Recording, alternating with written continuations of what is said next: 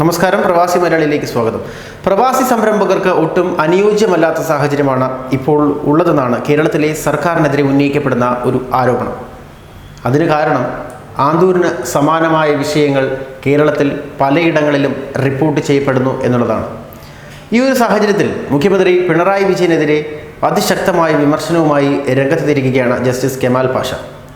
വ്യവസായികളെ കേരളത്തിലേക്ക് കൊണ്ടുവരാൻ ഭിക്ഷാപാത്രവുമായാണ് മുഖ്യമന്ത്രിയുടെ ദുബായ് യാത്രയെന്നാണ് ജസ്റ്റിസ് കെമാൽ പാഷ ആരോപിക്കുന്നത്. ആരെങ്കിലും തുടങ്ങുന്ന സംരംഭങ്ങൾക്കെതിരെ കൊടിപിടിച്ചെത്തുന്ന രാഷ്ട്രീയക്കാർ ഉള്ളിടത്ത് ആരാണ് നിക്ഷേപം ഇറക്കുകയെന്നും കൊല്ലം ജില്ലാ പ്രവാസി സമാജ വാർഷികം ഉദ്ഘാടനം ചെയ്യവേ കെമാൽ പാഷ ചോദിച്ചു. അറബ് നാടുകളിൽ പ്രവാസികൾ കഴിയുന്നിടത്തോളം കാലം പ്രവാസം തുടരുന്നതാകും ഉചിതം. നാട്ടിലെ സ്ഥിതി അതിദയനീയമാണ്. ഭരണത്തിൻ്റെ മേന്മ കൊണ്ട് സാമ്പത്തിക തകർച്ച തുടർന്നുകൊണ്ടിരിക്കുകയാണ്. ഭരിക്കുന്നവർ അന്ധകാരത്തിലായാൽ അങ്ങനെയല്ലേ സംഭവിക്കുകയുള്ളൂ എന്നും കെമാൽ പാഷ കുറ്റപ്പെടുത്തി. ദുരന്തങ്ങൾ ആഘോഷിക്കുന്ന സമൂഹമാണ് ഇപ്പോൾ ഉള്ളത്. പൊതുവായ സാഹചര്യം പ്രവാസ ലോകത്ത് മാത്രമാണ്.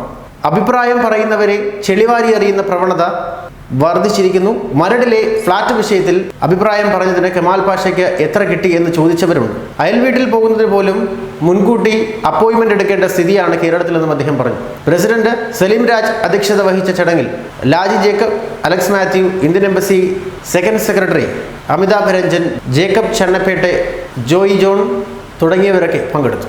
ഈ ഒരു ചടങ്ങിലാണ് അതിശക്തമായ വിമർശനം സർക്കാരിനെതിരെ കെമാൽ പാഷ ഉന്നയിച്ചത്. സമൂഹത്തിൽ നടക്കുന്ന വിഷയങ്ങളിലെല്ലാം അതിസൂക്ഷ്മമായ നിരീക്ഷണം നടത്തുന്നയാളാണ് കെമാൽ പാഷ. അതുകൊണ്ട് തന്നെ അദ്ദേഹത്തിൻ്റെ ഈ ഒരു വിമർശനത്തെ പ്രവാസ ലോകം അതിഗൗരവമായി തന്നെയാണ് എടുത്തിരിക്കുന്നത്. ന്യൂസ് ഡെസ്ക്, മലയാളി വാർത്ത.